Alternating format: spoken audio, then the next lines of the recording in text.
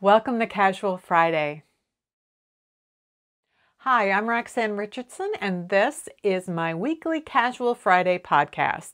As with all of my videos, if you would like to jump from one section of the video to another, skip over or review a section, there are direct links down in the video description that allow you to do that. In addition, I will include links to the topics that I discuss in this particular video, whether it's yarn or patterns or books or websites, things like that. Those will also be down in the video description. This week, I have some tidbits that have shown up in my feed and in my knitting life this past week.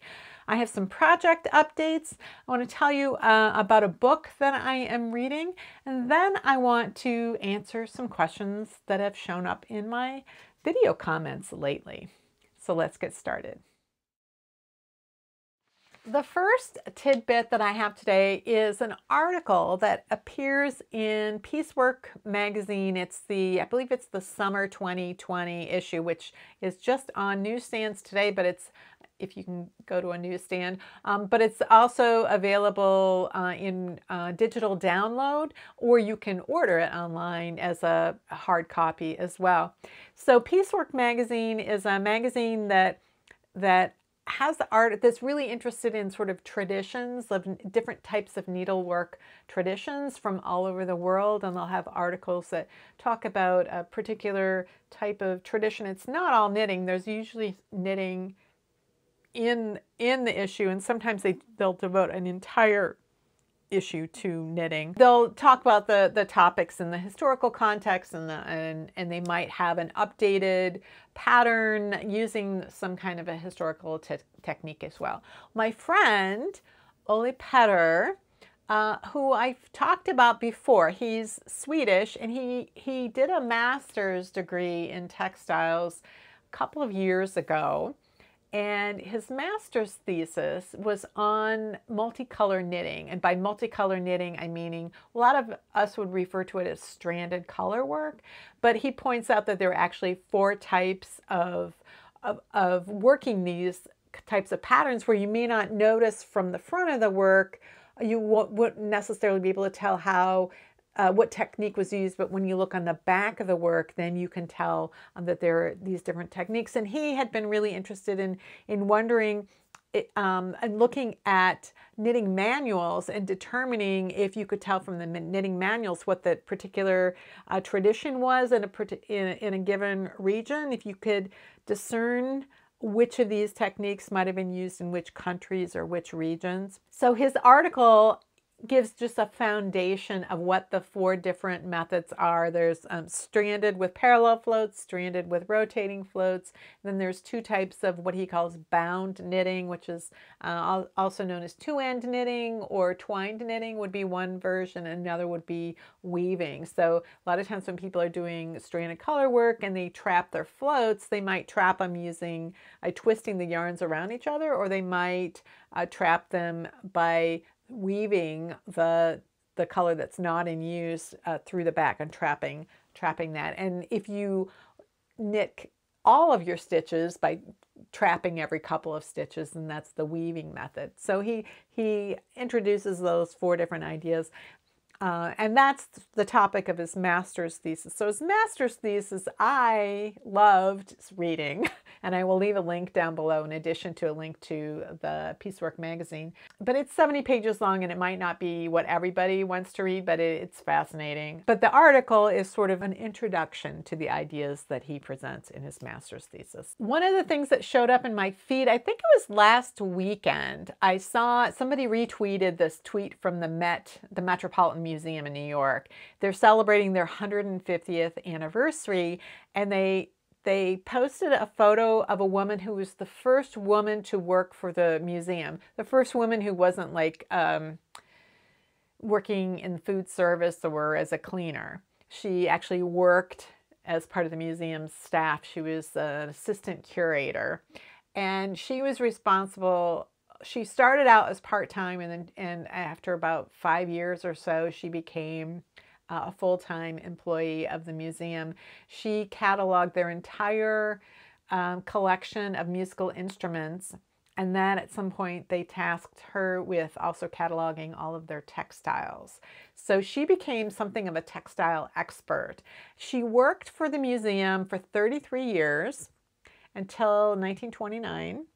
And I was looking to see, because I didn't know how old she was when she started working at the museum, and I was wondering if she just had retired or what had happened. And it turns out that the museum also did a blog post on her that really explains a lot more about what her contributions were to the museum. And not surprisingly, she wasn't treated very well as a female employee. And in 1929, she was negotiating for a higher salary, also to get an assistant and then to be given a promotion so that she would have the title of curator instead of assistant curator. So remember, she cataloged the entire 2 departments and cataloged everything, and she apparently did an excellent job at that. Well, they gave her the raise. I don't know if they gave her an assistant or not, but they wouldn't promote her, and so she quit. And I found some articles on her because I wondered, well, when did she die? And so that blog posting told me when she actually died, which was 20, 25 years after she quit the museum. She continued to lecture on textiles, and it looks like she was something of a lace expert because I found little announcements in New York newspapers that she would be lecturing on topics like lace. So you might want to read that blog post. It's pretty interesting to read what it was that she did and how she happened to get this job. So in the past few weeks, I've been talking a bit about Shetland Wool Week, and I've been talking about the hat patterns that get announced 6 months before Shetland Wool Week. And I don't know, it was a week or so ago, they announced that Shetland Wool Week this year was going to be canceled.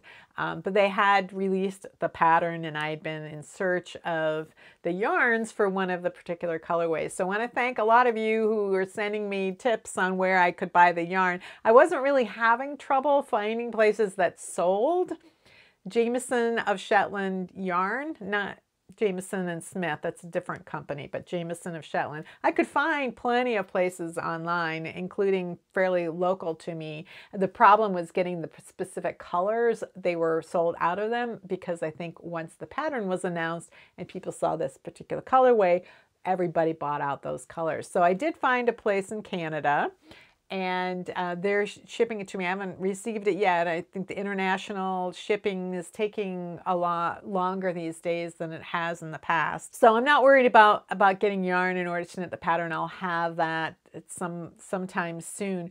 But what I did want to tell you about that's related to all this is that I started following another shepherd on Twitter, and the name of her farm is Barkland Croft, and she lives on Fair Isle, which is the most remote island of all the Shetland Islands. She's been there for about 5 years, and she's really trying to develop the natural colors in her sheep. So she's not just looking at white sheep, she's looking at developing the natural colors. And it's lambing season right now on her croft, and so she's been showing the lambs that are being born, but she has been on Instagram and Twitter, but she just started a YouTube channel about a month or so ago, and she goes on these walks to show the scenery of Fair Isle,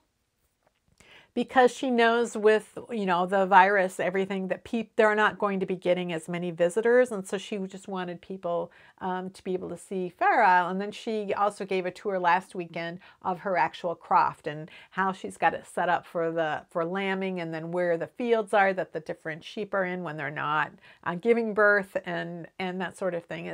It's really interesting. So I'm going to leave a link down below in case you are interested in seeing that. What I thought was funny was that last year's hat pattern for Shetland Wool Week was called Roadside Beanie, and with the idea being the hat represented things that you would see if you were on the roadside in Shetland, and the 2 main things being sheep and boats.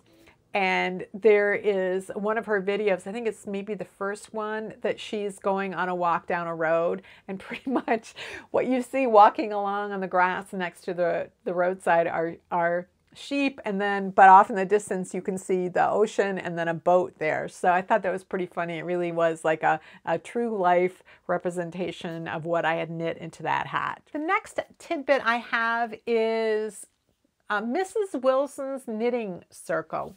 So the World War I, National World War I Museum here in the United States is in Kansas City, Missouri. And last year, just about this time, I was doing a lot of research on World War I because I was getting ready to knit a World War I era sweater, and I got very interested in World War I era knitting for the war effort and for soldiers, and I was researching socks. And I was trying to debunk the idea that Kitchener was somehow actually responsible for the grafted sock toe. But anyway, during all of this research, that museum had done a lecture that was called Mrs. Wilson's Knitting Circle, and it talked about President Wilson's wife at the time was very involved in knitting for the soldiers and in that effort. And so they were talking about that history. I'll link down to that video. No, you know what I'll do? I'll link to the video I did last year that talks about all of this. And then if you go to that video, then you'll see the other links as well. But what they were doing as part of all of this is that they were hosting knitting groups themselves. So, they would invite people to the museum, and they would, it was a way to share knitting and learn knitting if you wanted to. And they were going to do that again this year, but they can't, because the museum is closed. So they're going to do it virtually on May 2nd. So I'm going to leave a link down below. So there's a way that you can RSVP to say that you want to join in this virtual knitting group on May 2nd. And then I think somehow they'll send you an email link to the event somehow, but I'll leave a link down below for that.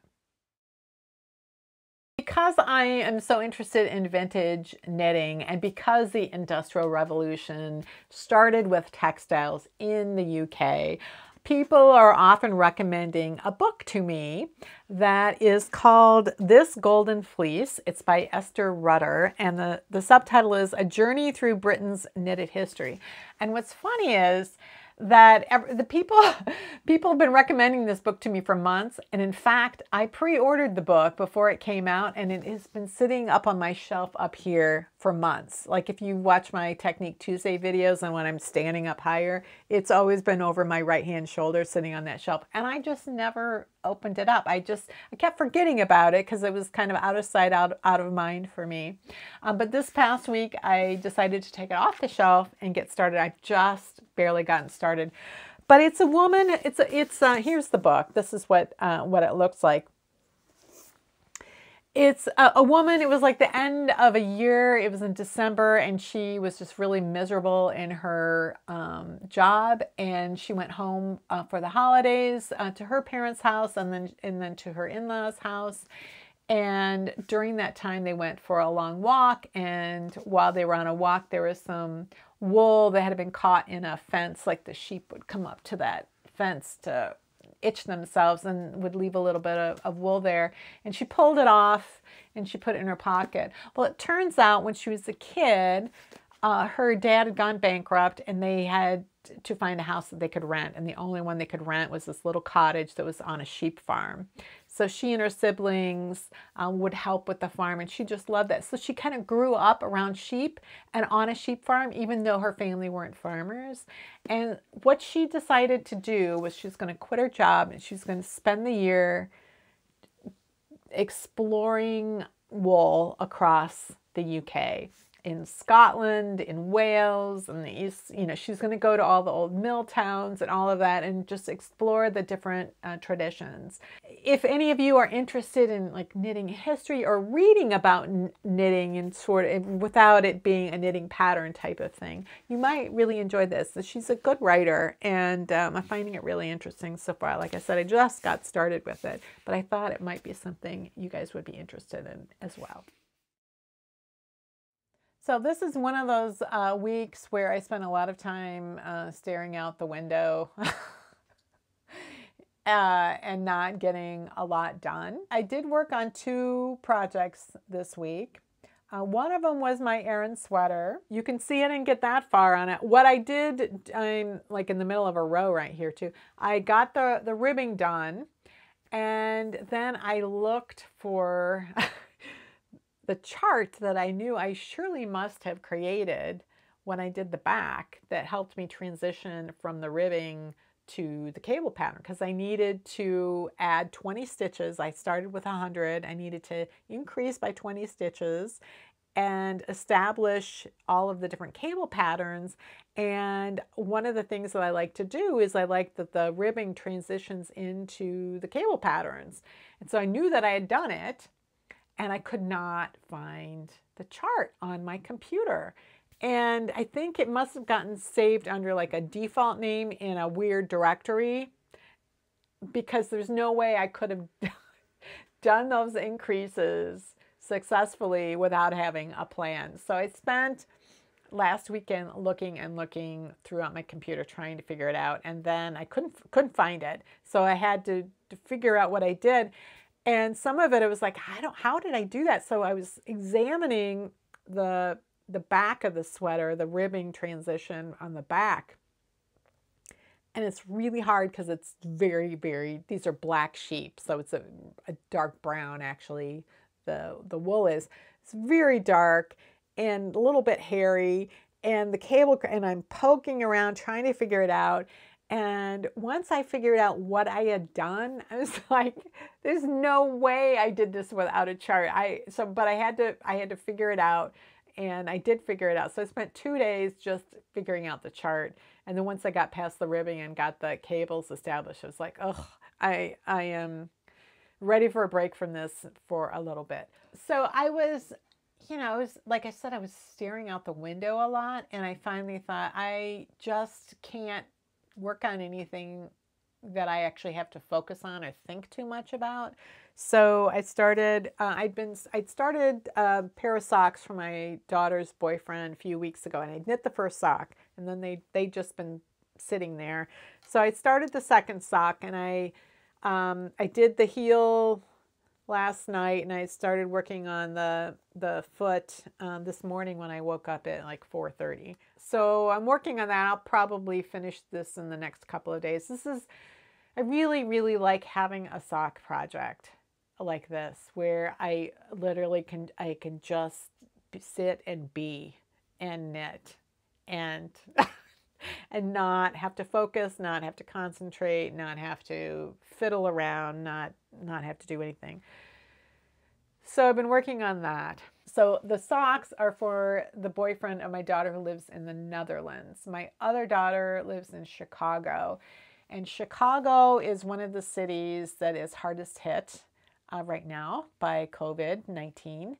And she really has not. I think she's left her apartment once in the past 4 or 5 weeks. She stocked up on groceries, and then after 3 weeks, she went out and got groceries again.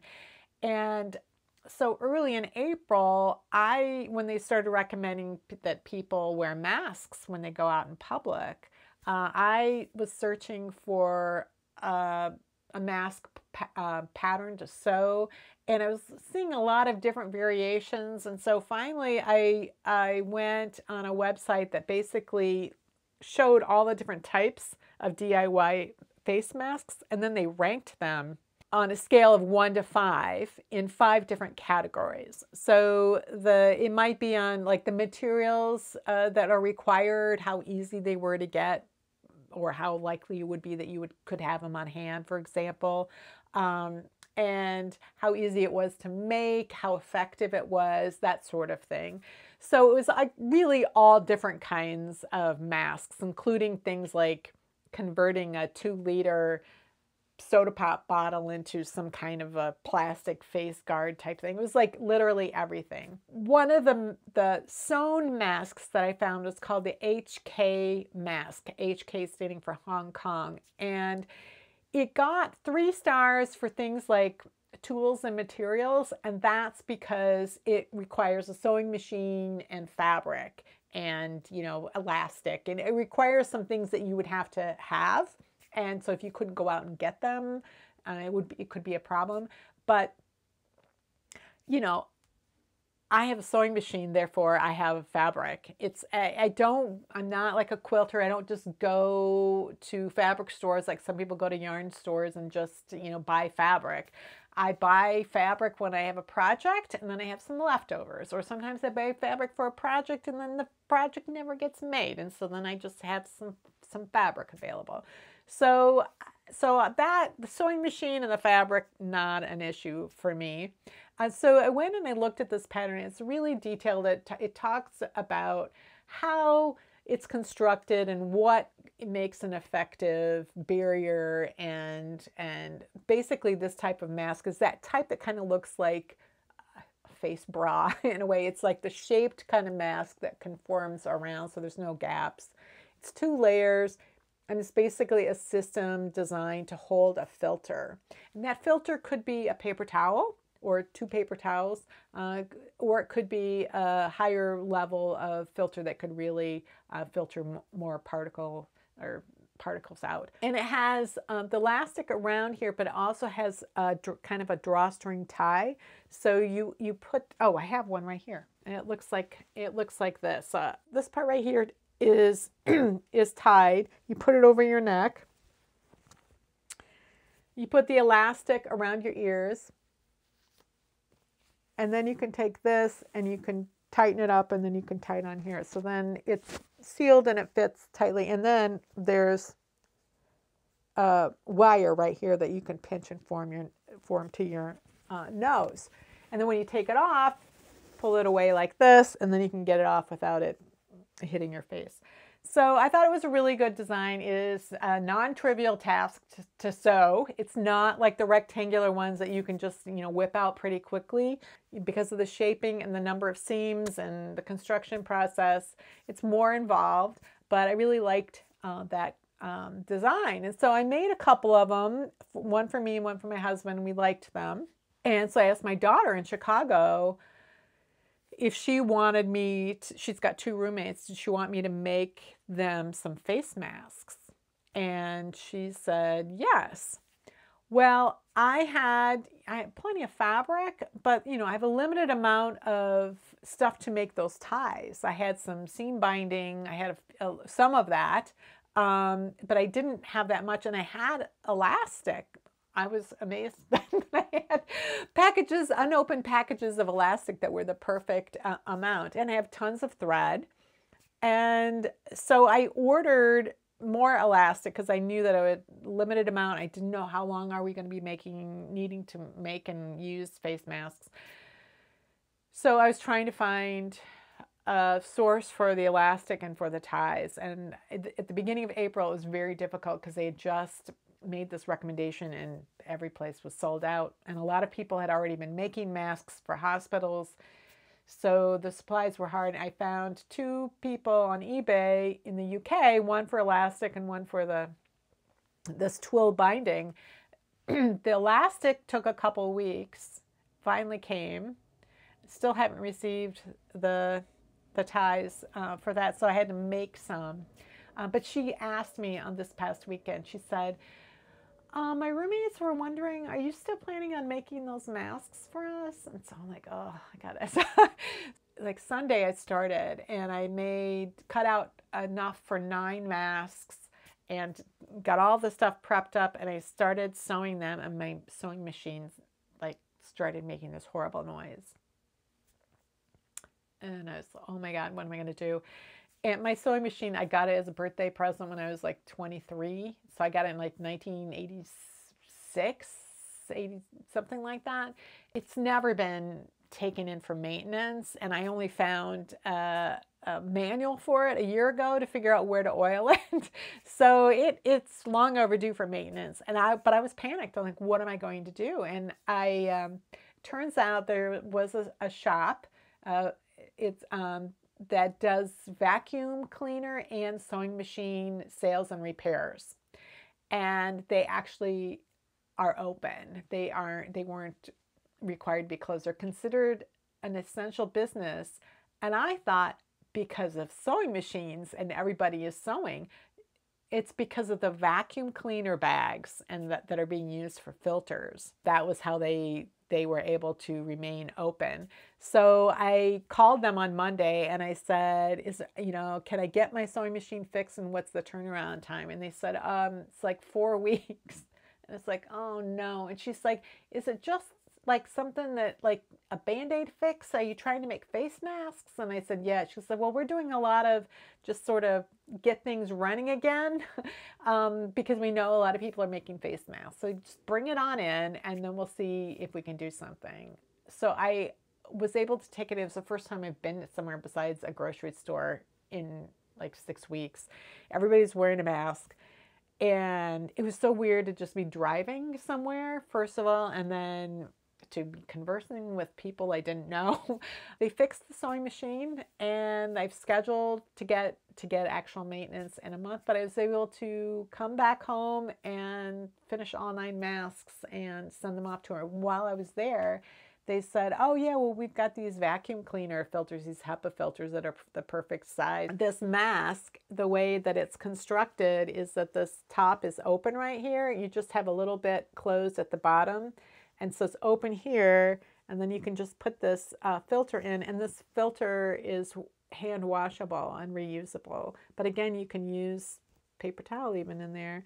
So that can just go in there and work as a filter, and because it's closed at the side, it's more effective than the ones that are kind of open at the sides, and it just conforms to the face better. So this is something that I've been working on this week, and I also was able to find a place in the United States that's like a factory that makes the twill binding, and I was able to order a spool of it because I don't know when the stuff I ordered from overseas is ever going to show up. I'll be able to make some more masks, and I might end up doing the more rectangular ones just to make them for the community, but because these are labor intensive. I mean, once I figured out how to do it, and I kind of did all 9 of them. I did this, sewed this seam for all 9 of them. It went faster,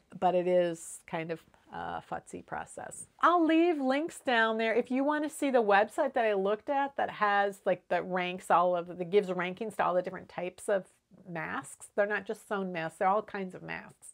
And then also the link to the pattern for this mask. They have a video because it's from Hong Kong, but they have everything's a lot in English, and they have a video there's no speaking in it at all. And then they have a video that demonstrates how to put this on, how to wear it as well. So if you're interested in it, I think it is a good mask. They come in a couple different sizes. This is like they call this the medium size for women. They have a large size for men, and I made one like that, but it's too big for my husband.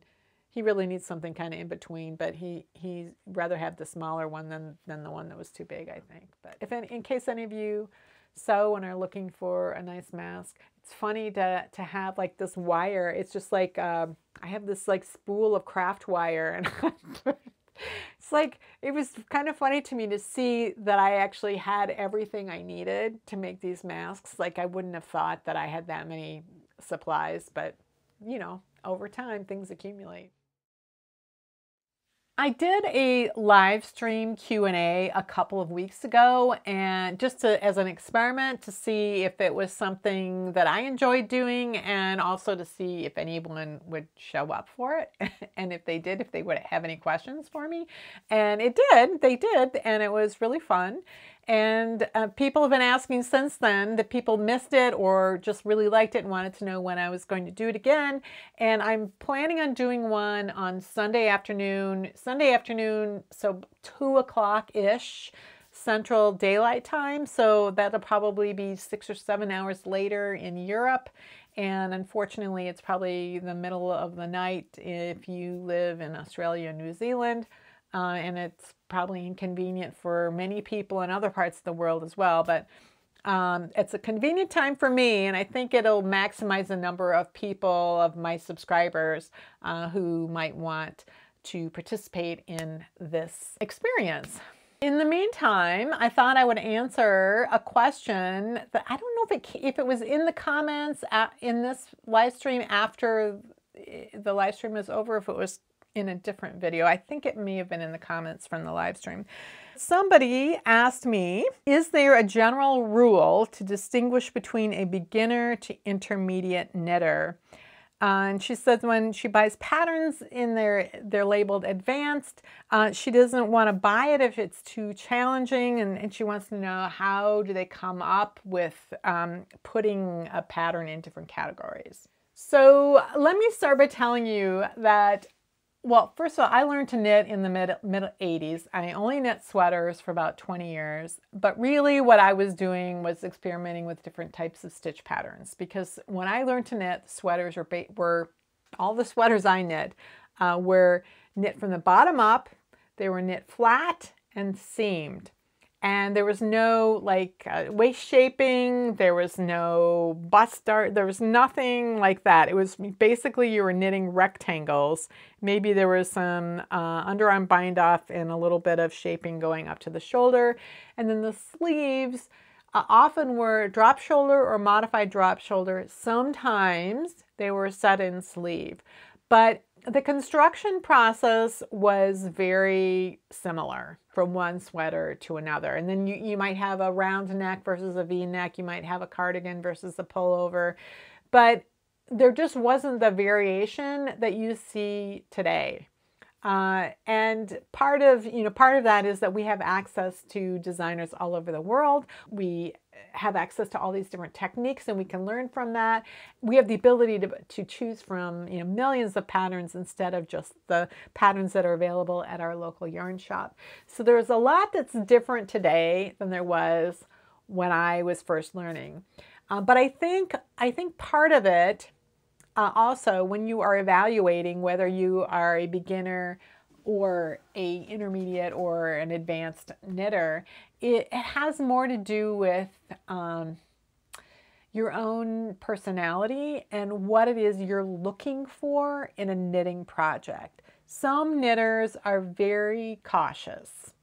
They start with a scarf or they start with a dishcloth and they'll knit that over and over and over and over and over again. Like they'll knit dozens of them for the first year or two. And then they're like, okay, now I'm ready to do something else. What could I learn to knit?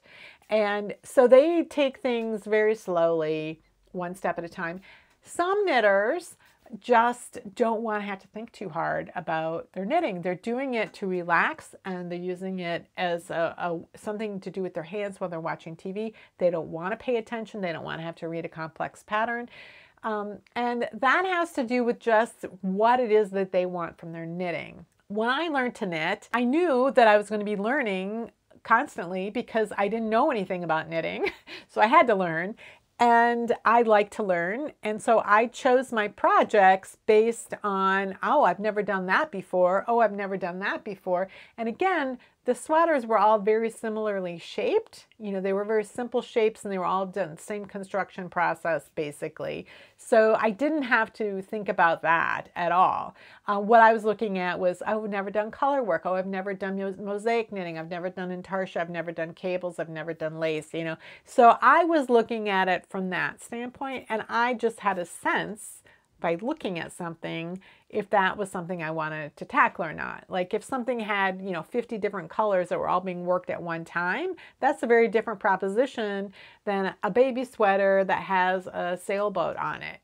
It's just not the same. And you can kind of look at something and see from that if it's something you want to tackle. I will say I had been a knitter for probably 10 years.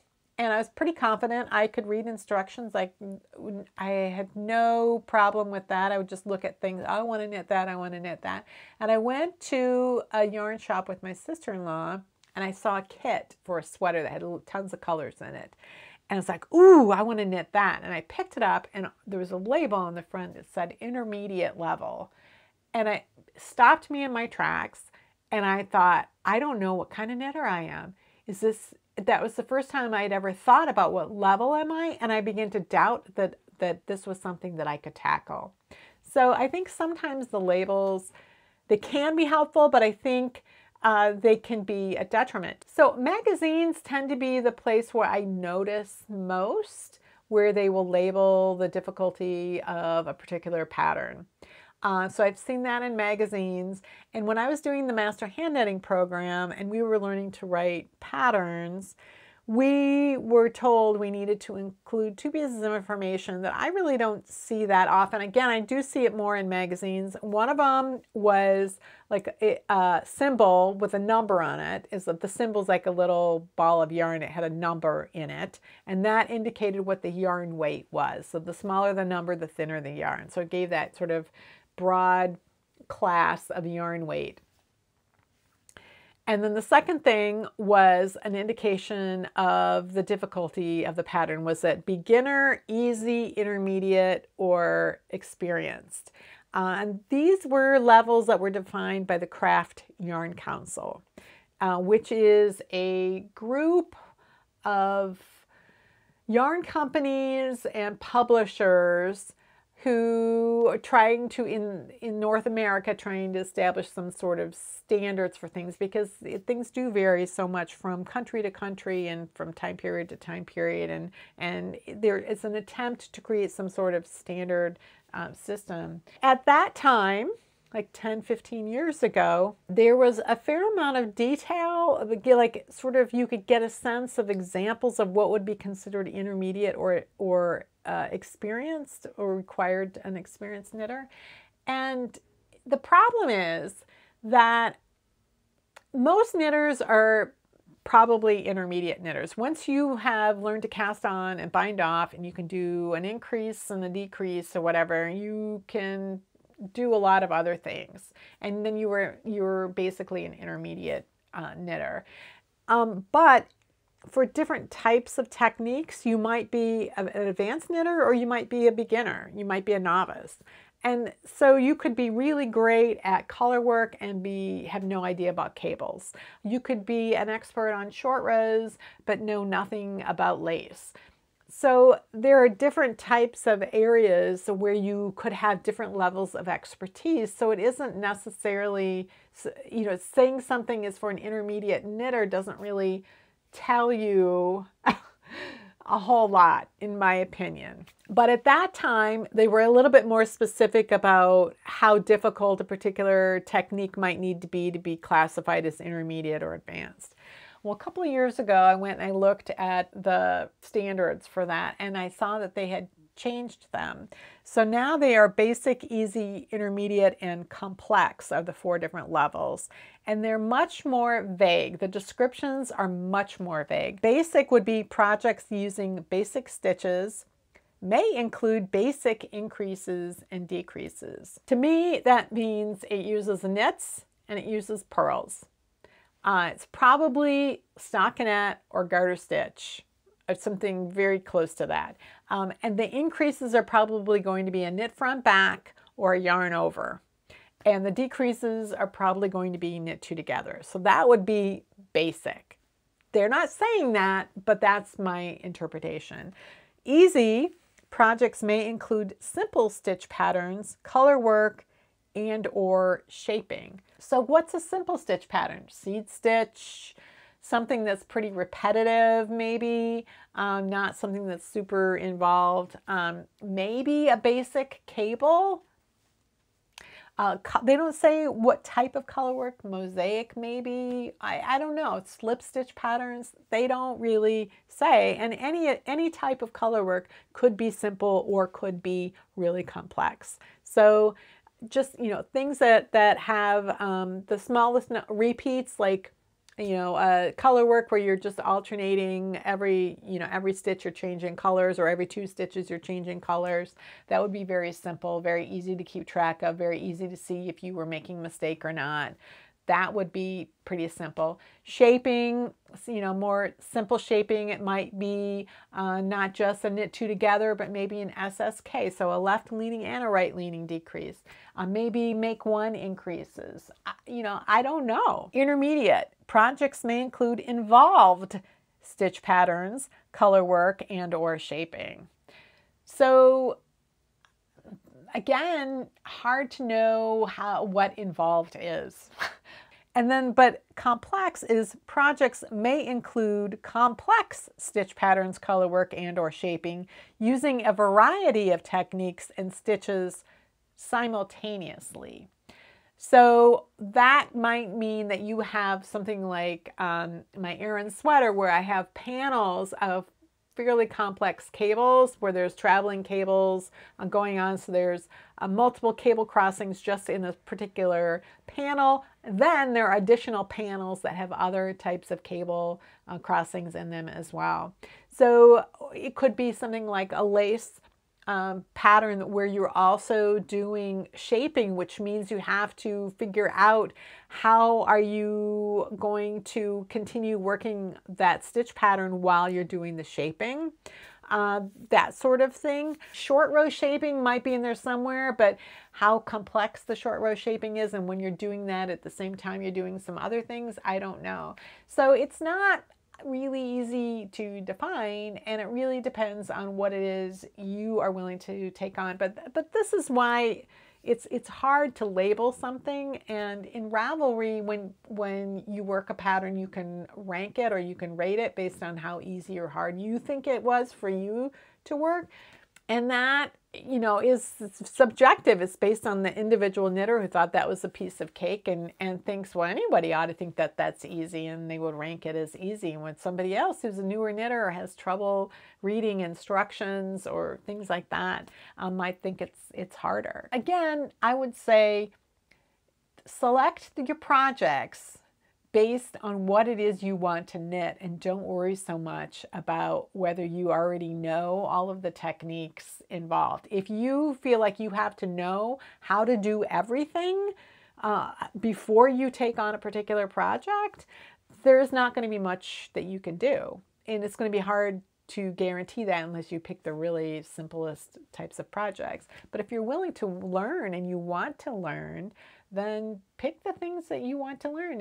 And then if you get started on it, you realize, well, this is really more than I can handle right now. Look at what it is that this pattern is requiring you to do and figure out how you can build up that particular skill set so that when you come back to it in 6 months or a year or whatever it is, that you will be more prepared for that and it won't be as intimidating for you at that point. Well, that's it for this week's Casual Friday. If you have any comments or questions about today's video or suggestions for videos you'd like to see in the future, you can leave those down in the comments below or join the discussion in my Ravelry group, Rocks. Thanks for watching, and I'll see you next week.